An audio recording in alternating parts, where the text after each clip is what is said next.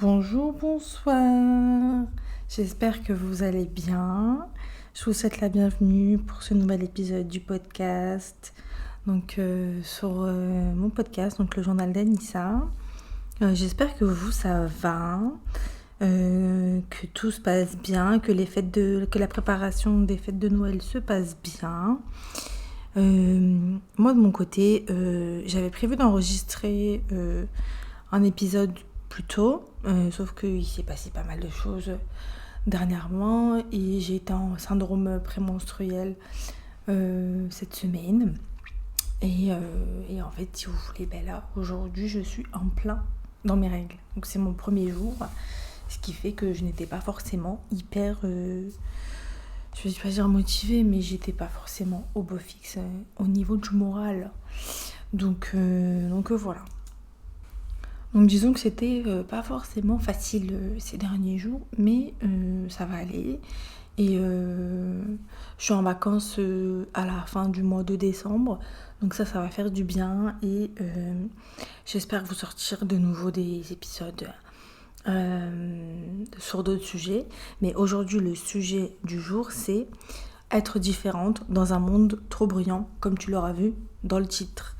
Donc, en fait, je voulais aborder ce sujet parce que dernièrement, en fait, je vous explique un peu, je me suis toujours sentie différente de par mon parcours et ma façon de penser. Et il s'avère que de par des séances que j'ai fait avec des psys, avec des médecins, enfin avec des psychiatres que j'ai pu voir à droite à gauche, tout ça, en fait, on m'a diagnostiqué un TDAH. Donc TDAH avec impulsivité, donc oui, c'est ça, TDAH. Donc H, c'est le hyperactivité. Et donc c'est hyperactivité, impulsivité et anxiété. Mais bon, je pense que tu l'auras peut-être remarqué, étant donné que j'ai un débit de parole qui est juste affolant. Enfin, je suis une personne qui parle assez vite en temps normal. Mais bon, c'est pas le sujet du jour. Tout ça pour dire que le sujet du jour, c'est voilà, donc être différente ou se sentir, je dirais, trop ou pas, peut-être pas assez dans un monde qui ne la comprend pas ou qui ne le comprend pas.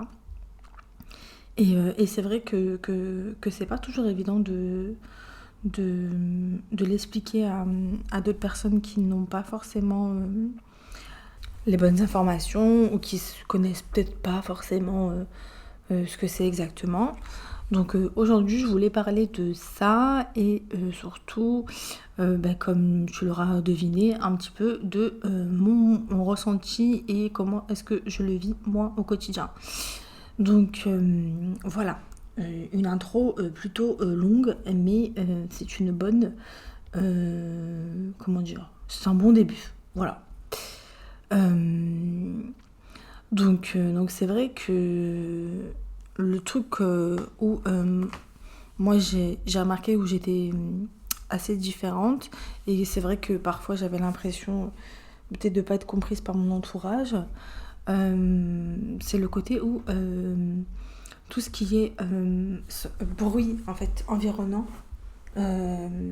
ou stimuli important par exemple, si je vais quelque part dans un centre commercial ou dans un musée ou que sais-je, c'est vrai que ça devient parfois compliqué. C'est vrai que quand je suis avec quelqu'un avec qui je me sens en confiance, avec qui je sais que je peux être moi-même, tout ça, disons que ça se passe quand même plutôt bien parce qu'en fait je suis avec la personne et en fait ça me permet du coup de pas me focaliser sur ce qui se passe autour de moi, voilà. Mais c'est vrai que par exemple si je vais au musée et qu'il y a énormément de files d'attente,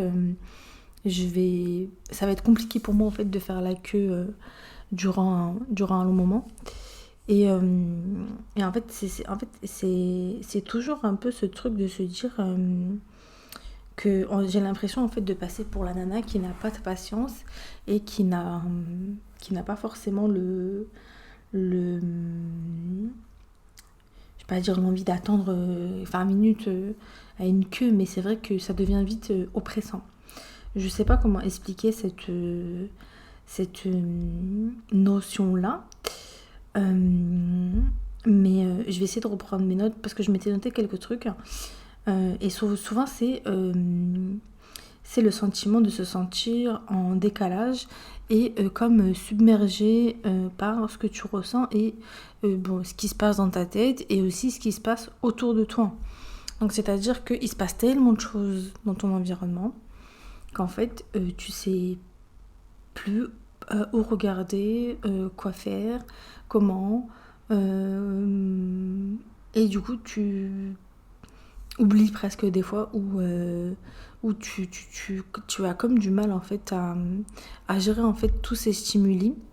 Et c'est vrai que ça, c'est pas toujours évident à vivre. Par exemple, je sais que quand j'ai pas mes écouteurs ou quand j'ai pas mon casque ou que sais-je, bah, j'ai l'impression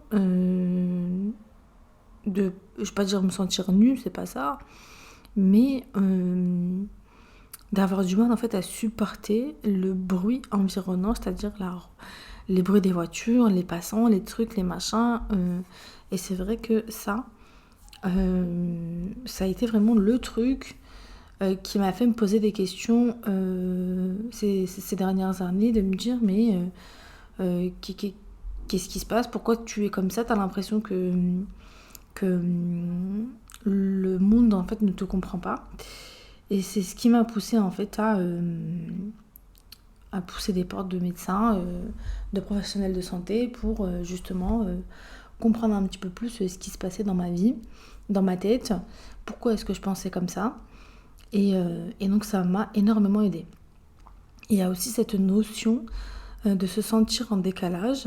Et c'est vrai que depuis longtemps, j'ai ce sentiment de ne pas fonctionner comme la majorité des gens.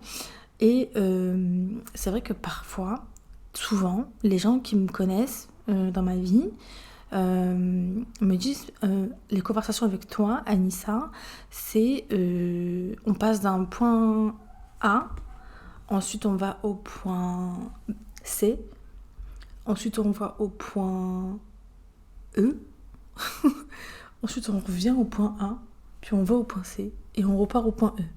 C'est-à-dire qu'en fait, je jongle entre plusieurs conversations dans une même conversation. Et d'ailleurs, une amie m'a fait la réflexion il y a pas très très longtemps. Et c'est vrai que je lui ai dit, mais oui, on a parlé de plein de sujets en même temps. Et en fait, on passait du coq à l'âne, clairement. C'était totalement ça. C'était vraiment passer du coq à l'âne.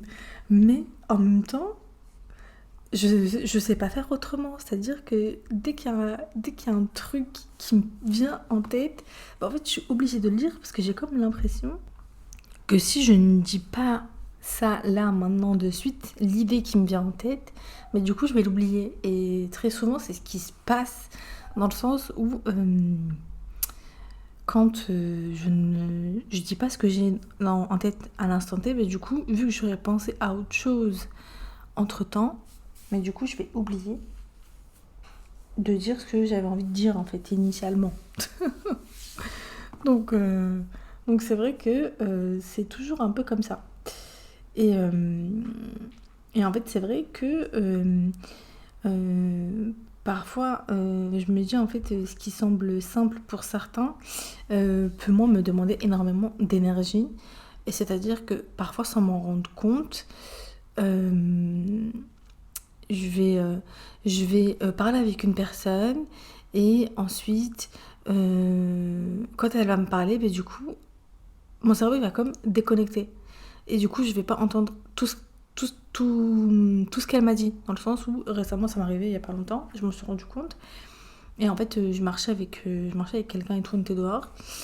Et en fait, on discutait. Et en fait, à un moment, elle me parlait et tout. Et en fait, je me voyais en fait hocher la tête comme ça. Oui, oui, ok, d'accord. Oui, oui, oui, oui.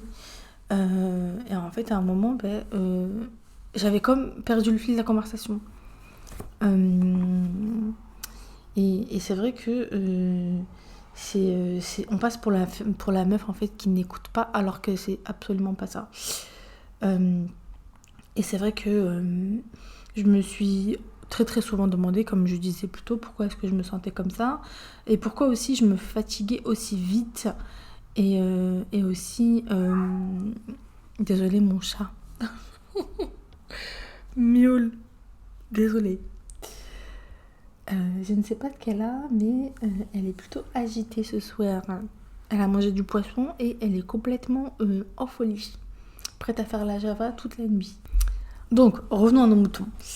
Euh, Typiquement, dans mes anciens boulots où j'étais donc dans des tafs de bureau, c'est vrai que au début, je mettais énormément de temps à assimiler les choses et j'avais l'impression, surtout quand je faisais des formations à droite à gauche, dans le cadre du travail, ça me prenait, je vais pas dire la tête, mais en fait, au bout de quelques ans, en fait, je déconnectais clairement et il y avait la moitié des infos qui passaient à la trappe, quoi.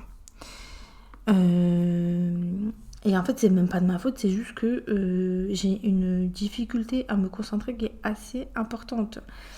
Quand c'est sur des sujets qui me passionnent, je peux vraiment être en hyper focus et passer des heures et des heures sur un seul et même truc. Pour vous dire, une fois, ça m'est arrivé, un matin, j'avais envie de faire du coloriage et en fait, j'ai colorié je crois qu'il était tôt, hein, il devait être 8h du matin, de 8h du matin jusqu'à 11h. Une carte postale en plus. C'était pas non plus le truc hyper compliqué à colorier, mais enfin ça, j'avais vraiment toute ma concentration et il y avait absolument rien qui pouvait me sortir de cet état-là. Et en fait, c'est comme si j'avais fait le vide dans mon esprit. Enfin, disons que oui et non, c'est une manière, je dirais, imagée, parce que c'est pas parce que j'étais en train de colorier que je pensais à rien. Par exemple, moi je comprends pas quand les gens me disent, quand je leur dis, mais il se passe quoi dans ta tête? Raconte-moi ce qui se passe dans ta tête. Et en fait, les gens, voilà, ils me disent, mais rien, je pense à rien. Quoi? Mais comment tu fais pour penser à rien? Non, c'est pas possible en fait. Moi, mon cerveau il tourne à 15 000 tout le temps. Tout le temps, tout le temps, tout le temps. Et c'est vrai que tout ça, là,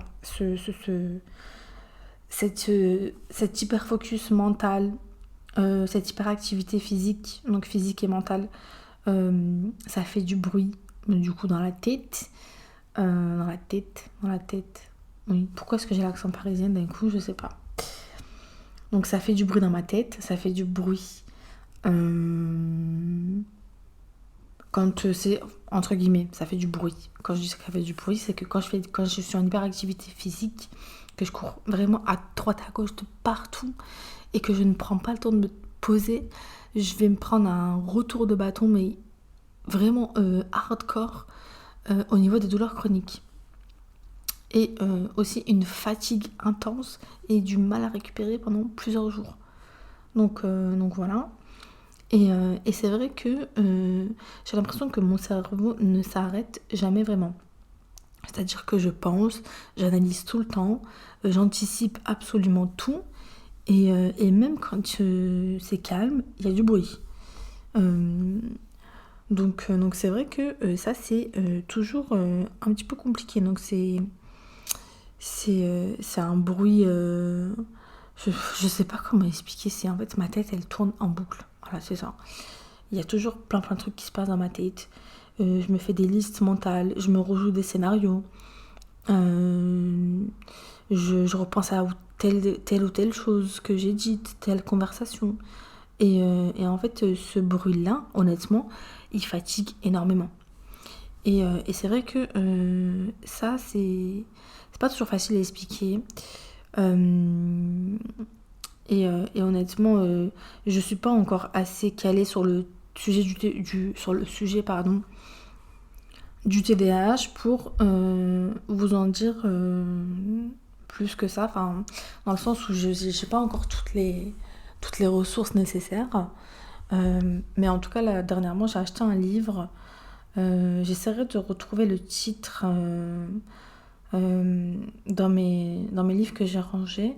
Et je le mettrai dans la description du podcast qui parle en fait des personnes atypiques et qui parle un peu de tous les profils type HPI, HPE, les hypersensibles, les personnes ayant un TDAH.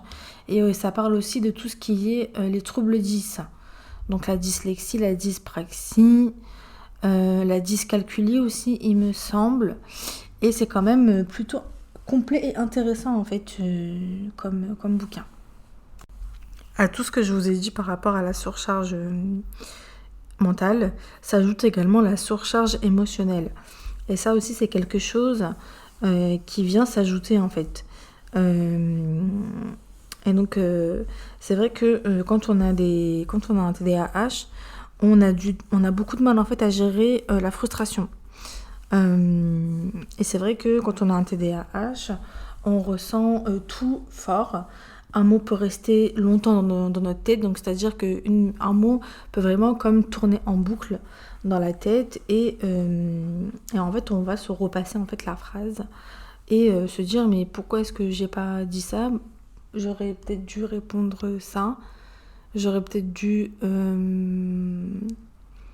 réagir comme ça. Et c'est vrai que ça peut être quand même fatigant parce que du coup ça rajoute encore plus de la surcharge mentale à ça. Je sais pas si vous voyez ce que je veux dire. Et c'est vrai que tout ça c'est vraiment lourd. Ça devient lourd parce qu'en fait on se dit mais pourquoi est-ce que j'ai l'impression de toujours tout suranalyser, toujours surinterpréter et en fait on en vient à se dire mais est-ce que j'ai peur du rejet, est-ce que ceci, est-ce que cela, mais en fait c'est juste que quand on a un TDAH on est amené en fait à tout analyser vraiment et tout anticiper, vouloir tout anticiper.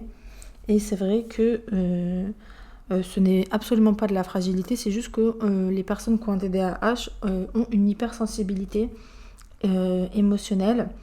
Et c'est vrai que tout ça, toute cette hypersensibilité fait que je vis tout intensément. Et que les personnes ayant un TDAH vivent également tout intensément. Donc ceci explique cela. Et c'est vrai que pendant longtemps, je pense que les personnes qui ont TDAH, en fait, on essaye de tenir, on essaie de s'adapter, on essaie ou même pas forcément les personnes avec un TDAH, mais les personnes qui ont une pensée atypique, qui ont une façon de réfléchir assez atypique. Toutes les personnes tous les profils que j'ai cités un peu avant, c'est vrai qu'on a comme tendance à vouloir faire comme les autres. Je vais pas dire porter un masque, c'est pas ça. La plupart des interviews ou des trucs que j'ai pu voir par rapport à ça, c'était il y avait un terme qui parlait du faux self, c'est ça, ou du masque. Et je vous avoue que j'ai absolument pas approfondi le sujet. Peut-être qu'il faudrait que je le fasse. Et c'est vrai que c'est ce truc de comment je me comporte en société ou comment est-ce que je me montre vis-à-vis des autres avec des personnes que je ne connais pas dans un cadre professionnel, sur les réseaux sociaux par exemple, ce genre de choses. Mais pour autant, c'est pas un cliché et pour ma part, j'ai pas approfondi le sujet par rapport à ça. Donc je vais pas forcément m'étaler là-dessus. Ce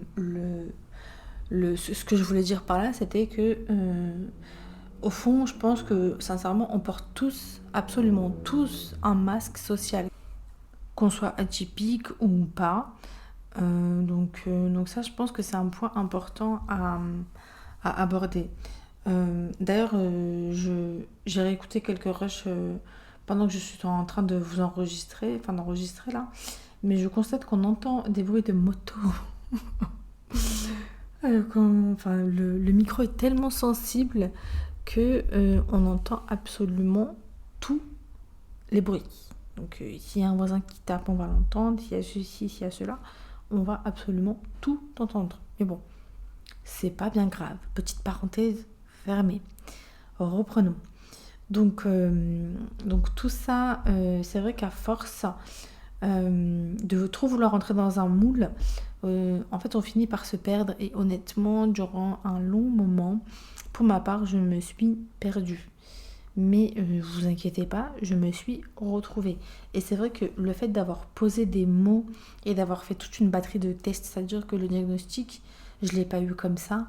On m'a pas dit après deux consultations ou quoi que ce soit, ou après quelques rendez-vous par-ci par-là, sans passer de test écrit, ni rien, ni psychologique, ni rien, me dire mais madame, vous avez un TDAH. C'est vrai que je suis passée par un parcours de diagnostic quand même où j'ai fait plusieurs rendez-vous.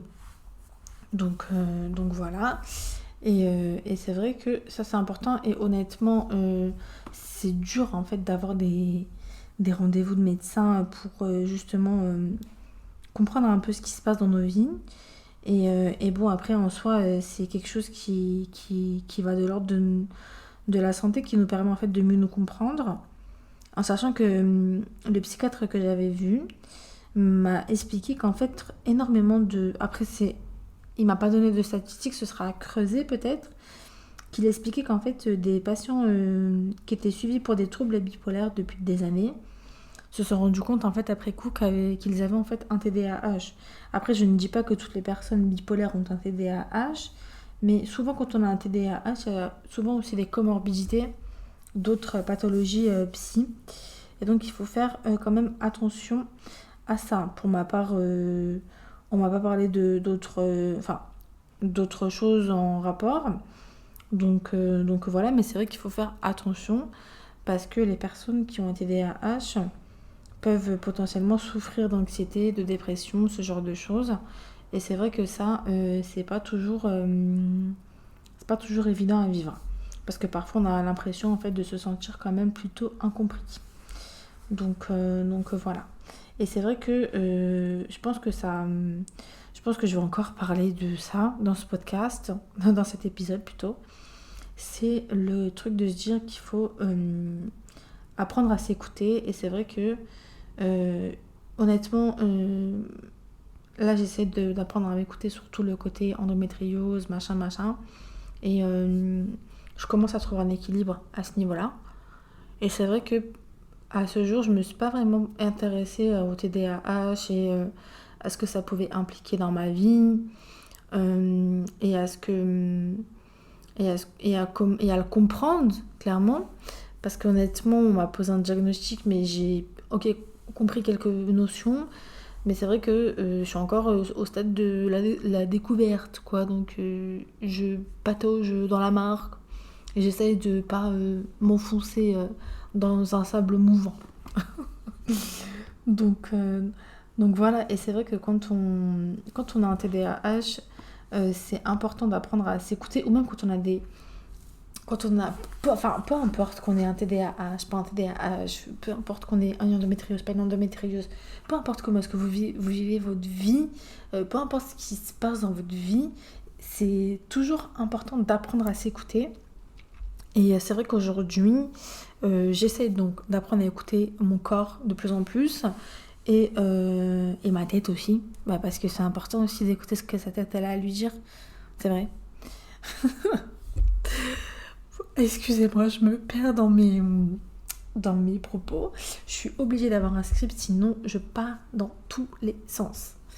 Donc, je disais, voilà, qu'il faut apprendre à s'écouter, ça c'est hyper important, apprendre à écouter son corps pour ne pas se sentir mal en fait et pas, dans mon cas, ressentir des douleurs chroniques et ensuite une très très grosse fatigue qui va mettre plusieurs jours en fait à faire que je vais me sentir mieux.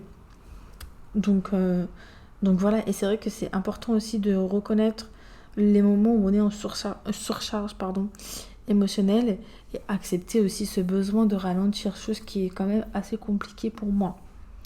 Donc c'est vrai que en même temps, en fait, quand je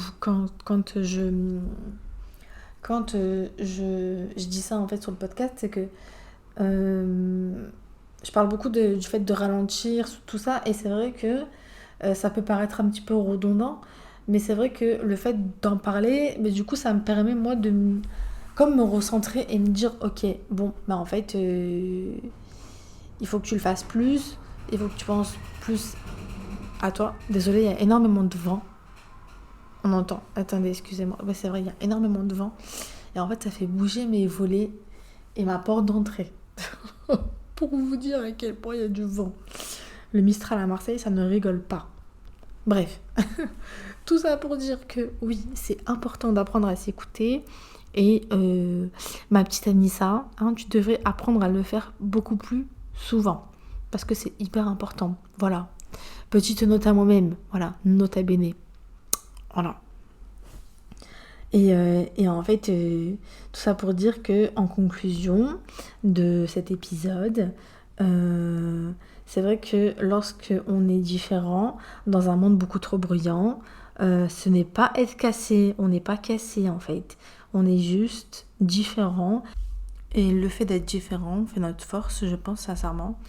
Et même si ça peut prendre du temps, il faut, je pense, apprendre à l'accepter. Pour ma part, je vous avoue que j'ai pas... Je vous avoue sincèrement, j'ai vraiment pas toutes les informations concernant cette particularité-là de penser, de réfléchir. Et je pense que je devrais peut-être un petit peu plus m'y intéresser pour justement comprendre un peu plus ce qui se passe dans ma tête, comment est-ce que je pense, tout ça quoi. Et je pense sincèrement que avec le temps, ça finira par venir. Donc voilà, moi je me fais pas de soucis. Et en fait, je me dis qu'aujourd'hui, on a vraiment pas mal de ressources. Il y a Instagram, il y a des personnes qui communiquent en fait là-dessus. J'étais allée plusieurs fois sur des lives TikTok d'une personne qui a le TDAH et qui parle souvent de sa pathologie, tout ça, et qui fait des lives avec d'autres personnes neuroatypiques. Et c'est vrai que c'était plutôt intéressant. Honnêtement, ça m'avait quand même plutôt plu et tout de participer à ces lives et tout. Et au-delà de ça, au-delà de participer à des lives et tout, il y a aussi beaucoup de ressources, je pense, comme des ouvrages, ou même ne serait-ce que des études cliniques menées sur peut-être une sélection d'adultes et d'enfants pour voir un peu l'impact du TDAH sur la vie quotidienne, tout ça. Je pense que ça, ce serait quand même un sujet qui mériterait mon attention et mon hyper focus.